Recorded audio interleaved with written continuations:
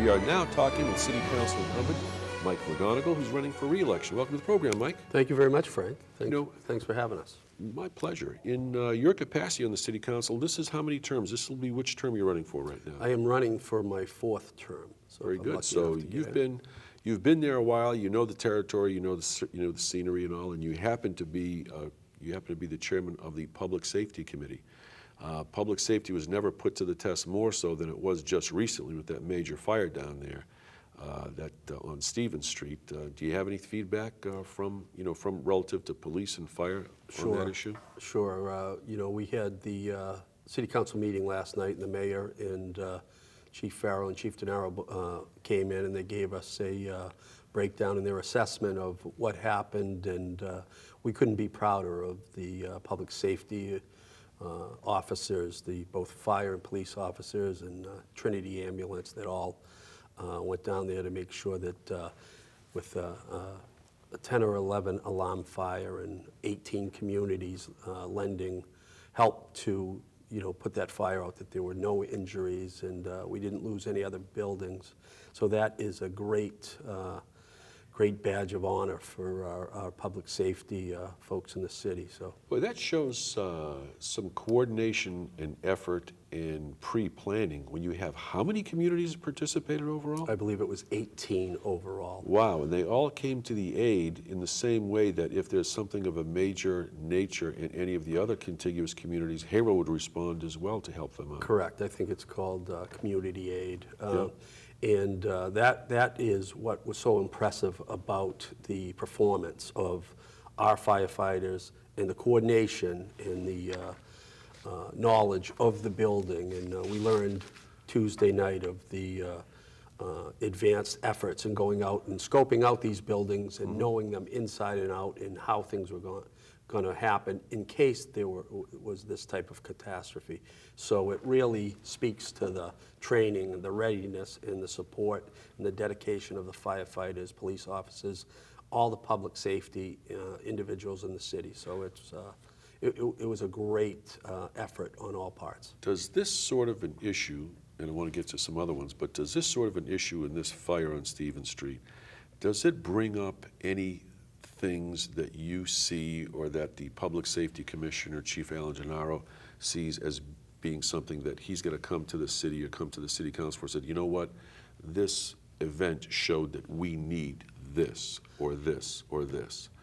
Have any of those subjects been brought up? That is definitely one of the things that happens. Anytime you have this type of situation, it tests your limits. It actually does. And you go back and then you review the response and what we did right, what we can do better.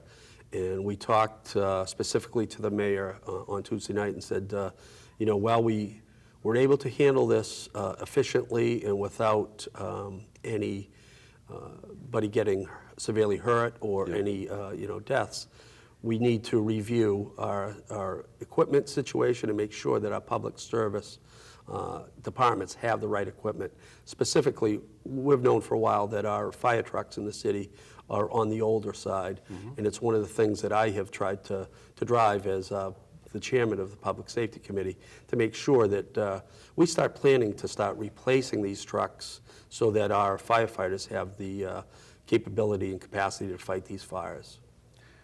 If I can ask you this, I had asked some of the other councilors before, with the other cities responding, and that's a good thing because it shows a community effort where neighbors are helping neighbors in the major way. One of the other questions I had for you was that recently, not too long ago, there was an interesting dynamic between the Lawrence City Council and the mayor of the city of Lawrence relative to how to handle illegal aliens that happened to be there. And they were at odds with each other, and they finally reconciled, being able to go in a certain direction. But the question is, this is a city just south of us, and in being able to be proactive about that situation, how do you feel, as a city councilor and running for re-election, how do you feel about that type of circumstance? Because it's kind of an interesting dynamic where if somebody is pulled over for a particular traffic infraction and they discover that they don't happen to have the documentation to be in this country, then some people are wondering, well, is this selective enforcement of the law, or what do? You don't want to be discompassionate, but how do you handle this? Well, I think I would certainly defer to Chief DeNaro as our Public Safety Commissioner. Mm-hmm. But I am not in favor of Haverhill becoming a sanctuary city. And I think Lawrence kind of skirted that a little bit by saying they support some of the methods of sanctuary cities. But I am not in favor of becoming one.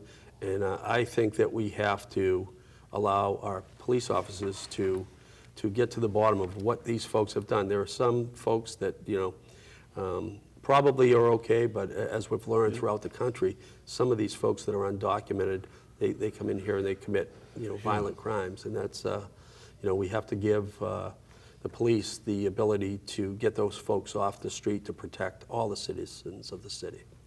When we talk about budgets and things, expenses and financial challenges in the city of Haverhill, that's something that comes front and center and is left on the front desk of city councilors, because you folks approve the budget, as it were.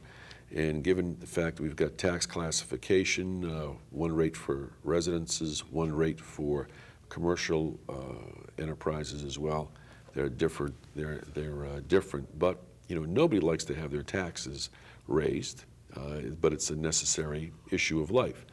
My question for you is that more and more municipalities around the country seem to be moving forward rather than asking it for as just an option if people would like to do that, but looking at some tax-exempt locations. And I'm not talking, if we exclude churches and and elder housing, things of that type, or hospitals, what I'm talking about are necessarily the not-for-profit organizations that happen to be out there, where they've been involved in what's called a pilot program, payment in lieu of taxes. Sure. How do you feel about that? And that's nothing that you can necessarily impose, but wouldn't that help be a good offset in order to be able to take care of some programs or some initiatives that the city might have? I just wonder how you feel about it. Sure, and I look at that. I work for a nonprofit, as you know, Rebuilding Together. And I think that it's something that should be on the table, it should be considered, but it's very delicate because some of these nonprofits are operating on a very shoestring budget. Yep. So to impose something, and I believe a lot of the pilot programs are voluntary. So these, and so if it's a nonprofit that have holdings and have buildings like universities and big nonprofits, national nonprofits, then they could probably be approached for that. But it's a very delicate situation. I'm always in favor of bringing in more business into the city to try to help the residents. The more your split goes between commercial and business, the bigger part of the burden that can be put on them, and that will save the taxpayers. And there's ways to do it. You have to strike a balance, because when we go through classification, Frank, as you probably know, it's one of the most contentious meetings that we have. It's gut-wrenching on both sides for the people in the audience and also people that's sitting on the council. And I'm a business owner, as you are, and and we're homeowners. So either way, I'm voting to raise my taxes. And, right, I hear you. And I think this city and this council has done a very good job in spending our tax dollars, and where we can, trying to make adjustments. So at last 2 times, I don't think we went to the full levy. We actually were a bit below it. But that'll have to be the last word.